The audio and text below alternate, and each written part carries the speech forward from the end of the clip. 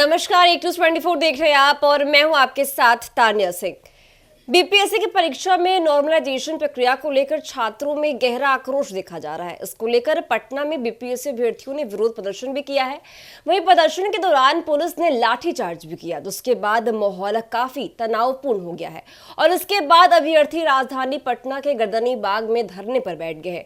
वहीं प्रसिद्ध कोचिंग संचालक खान सर और गुरु रहमान ने छात्रों का समर्थन करते हुए उनके आंदोलन में शामिल होकर उनकी मांगों का समर्थन किया। और इसी बीच खबर आई कि पुलिस ने खान सर और छात्र नेता दिलीप को हिरासत में ले लिया है। तो क्या है पूरा मामला, आज हम इसी मुद्दे पर बात करेंगे और बात करने के लिए मेरे साथ मेरे सहयोगी मौजूद है। सबसे पहले हम प्रिया से बात करेंगे। प्रिया, जिस तरह से छात्रों में काफी आक्रोश दिखा जा रहा है अभी, और खासकर जो मुद्दा है वो है नॉर्मलाइजेशन को लेकर, क्या कहेंगे आप इस पर? देखिए, लगातार ये जारी हो चुका है और बिहार की राजधानी पटना में हमेशा से ऐसा देखा गया है कि जो बाहर के बच्चे हैं, ग्रामीण क्षेत्रों के बच्चे हैं, वो बिहार की राजधानी पटना पढ़ाई करने आते हैं, बड़े बड़े कोचिंग संस्थानों में अपना नामांकन कराते हैं, इसके बाद कई बड़ी बड़ी तैयारियां भी करते हैं। इसके बावजूद जब ऐसे मामले खुलकर सामने आते हैं तो सरकार पर कई सवाल उठते हैं और बच्चों के भविष्य के साथ भी खेला जाता है।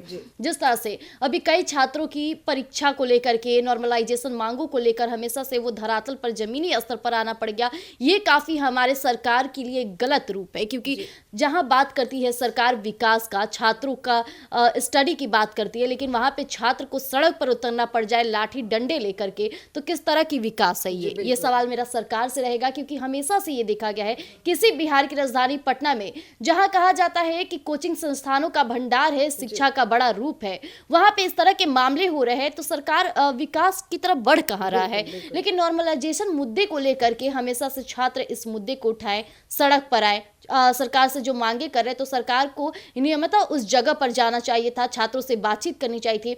बिहार के मुख्यमंत्री नीतीश कुमार नहीं जा पाते हैं। उनके कई ऐसे तमाम नेतागण हैं जो जाकर शांतिपूर्ण इसको अच्छे से समझा सकते थे, लेकिन सरकार चुप्पी साधी बैठी है।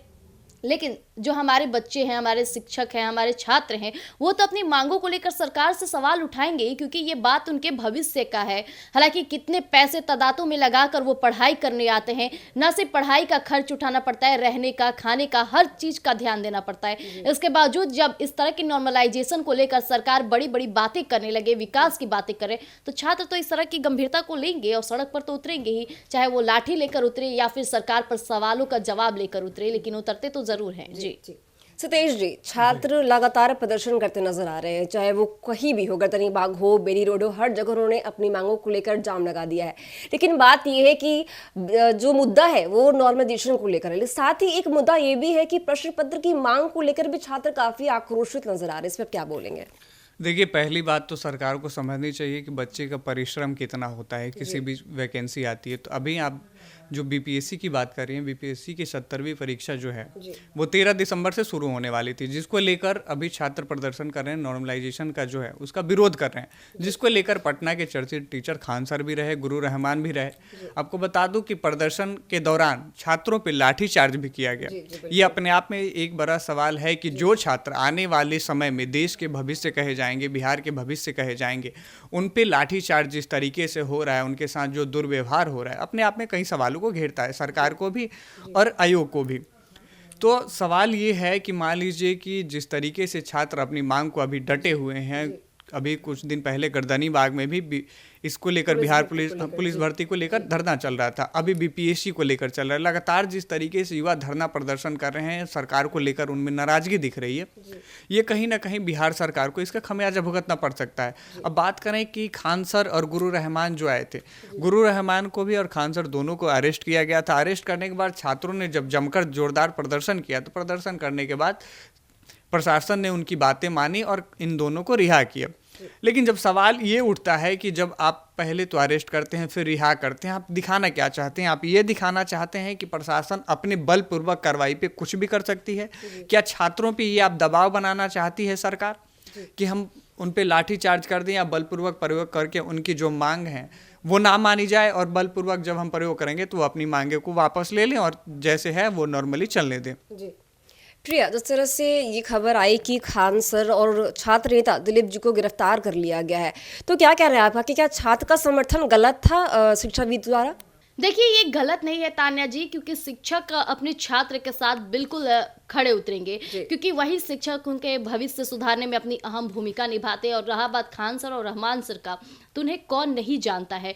शिक्षक जगत में वो काफ़ी जाने माने चेहरे माने जाते हैं। कहा जाए तो कई बच्चों का उन्होंने भविष्य सुधारा है और बच्चों का भी उन पर काफ़ी विश्वास और संपूर्ण विश्वास रहता है। जितना वो अपने माँ पिता पर नहीं करते उतना खान सर पर करते हैं, क्योंकि खान सर की पढ़ाने की जो शैली है वो काफ़ी अपने से जोड़ता है, उनके भावनाओं से जोड़ता है। और जो वो पढ़ाने के स्टाइल को हमेशा से बरकरार किए हैं, उनके इस अंदाज को भी काफ़ी पसंद करते हैं। लेकिन जहाँ वो बच्चों के साथ अभी ज़मीनी स्तर पर उतरे, वो भी मैदान में उतरे, तो ऑब्वियसली बात है उतरना तो पड़ेगा, क्योंकि यहाँ एक स्टूडेंट का बात नहीं है, कई छात्रों का बात है।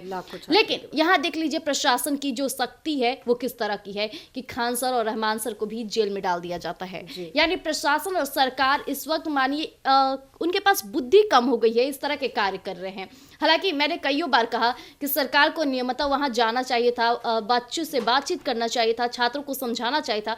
लेकिन प्रशासन क्या करती है, जब भी छात्र प्रदर्शन करने जाते हैं उन पर लाठी चार्ज करा देती है।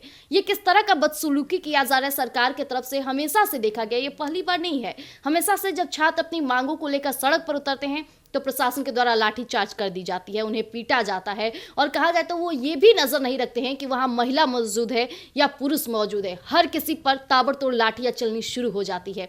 और सरकार बात करती है कि अब महिला संवाद यात्रा साधेंगे, युवाओं को रोजगार देंगे, युवाओं का भविष्य सुधारेंगे, ऐसे भविष्य सुधरता है। सरकार जो अभी कार्य कर रही है उनका छोटी सी मांग है, जो कि वो अपने भविष्य के लिए कुछ अच्छा करना चाहते हैं। और मान लीजिए एक स्टूडेंट बेवकूफ हो सकता है, वो अपनी मांगों को लेकर सड़क पर उतर सकता है, लेकिन अभी तदातों में जो स्टूडेंट्स हैं सारे तो बेवकूफ़ नहीं हैं, बड़े बड़े परीक्षा की तैयारियां कर रहे हैं, उन्हें नॉलेज है, उन्हें संविधान का ज्ञान है, उन्हें अपने रूल्स रेगुलेशन में रहने को पता है। फिर भी सरकार उन पर सवाल खड़ी कर रही है और लाठी चार्ज कर रही है। तो सरकार ये ना भूले कि ये कॉन्स्टिट्यूशन में भी लिखा है कि लोग अपनी मांगों को फ्रीडम तरीके से उतार सकते हैं। लेकिन जिस तरह से सरकार उन्हें लाठी चार्ज कर रही है, सरकार को ये भुगतना पड़ सकता है, क्योंकि जिस तरह से ये मुद्दा है न सिर्फ बिहार में फैलेगा, धीरे धीरे दूसरे राज्य में भी इसी तरह प्रभाव डालेगा। क्योंकि हमेशा से देखा गया है कि जब छात्र, सोशल मीडिया का दौर है, ये भी सरकार ना भूले, अगर एक वीडियो सोशल मीडिया पे जाता है तो उसका समर्थन कई छात्र करते हैं। और सोशल मीडिया पे जो अभी प्रभावित दौर चल रहा है उस पर लगातार कई राज्य धीरे धीरे प्रभावित होते जाते हैं। न सिर्फ ये बिहार में बात फैलेगी, भारत में जाएगी, भारत के बाद विदेशी राज्य में भी जाएगी और ये बातें काफी ज्यादा फैल जाएगी। तो सरकार अभी नहीं समझ रही है और इसी कारण से बिहार को हमेशा से पिछड़ा देखा जाता है, क्योंकि बिहार में ऐसे कार्य होते हैं जहां छात्र अपनी मांगों को उठाते हैं, उन्हें लाठी से पीट दिया जाता है। बिल्कुल जी सितेश जी, जिस तरह से छात्र छात्राएं लगातार प्रदर्शन करते हुए नजर आ रहे हैं, लेकिन जहां छात्र सरकार प्रशासन से अपनी मांगों को लेकर गुहार लगा रहे हैं, वही छात्रों पर लाठी चार्ज करना काफी बड़ा सवाल खड़ा करता है। क्या कहेंगे आप? देखिए, पहली बात तो शासन प्रशासन को ये समझना चाहिए कि जो छात्र प्रदर्शन कर रहे हैं वो आपके राज्य के छात्र हैं, आपके देश के छात्र हैं, आपके देश के भविष्य हैं, ना कि वो आतंकवादी हैं। जिस तरीके से सरकार, शासन प्रशासन उनके साथ रवैया अपना रही है, बिल्कुल ही गलत है। अगर कोई छात्र अपनी मांग को लेकर सड़क पे उसका प्रदर्शन कर रहा है, अपनी मांगों को मांग रहा है, तो क्या आप उस पर लाठी चार्ज कर दीजिएगा? इसके अलावा सबसे गंदी बात ये रही प्रशासन की कि उनके साथ जो शामिल हुए शिक्षक, उनके साथ भी ये रवैया अपनाया गया। ये आने वाले समय में हमारे देश के भविष्य हैं। जो छात्र हैं, जो प्रदर्शन कर रहे हैं, वो देश के भविष्य हैं। सरकार को ये समझनी चाहिए कि आने वाले समय में देश को यही चलाने वाले हैं। इनके साथ जिस तरीके से रवैया अपनाया जा रहा है, वो एक देश में क्या मैसेज जाएगा, आने वाले युवाओं में क्या संदेश जाएगा? सरकार जिस तरीके से अपना रवैया अपना रही है, कहीं ना कहीं अपने आप में ये तानाशाही का रूप है।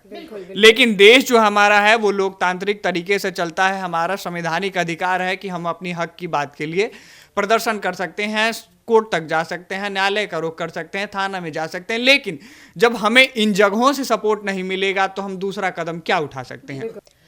तो जैसा कि आपने सुना कि बीपीएससी परीक्षा को लेकर छात्रों का प्रदर्शन लगातार जारी है, लेकिन इसी बीच एक खबर आती है कि खान सर और छात्र नेता दिलीप को गिरफ्तार कर लिया जाता है। लेकिन सबसे बड़ा सवाल ये है कि छात्रों की जो मांग है नॉर्मलाइजेशन को लेकर, वो सरकार कब इस पर न्याय संगत फैसला करती है। तो तब तक के लिए बने रहिए हमारे साथ और देखते रहिए एक न्यूज़ 24। धन्यवाद।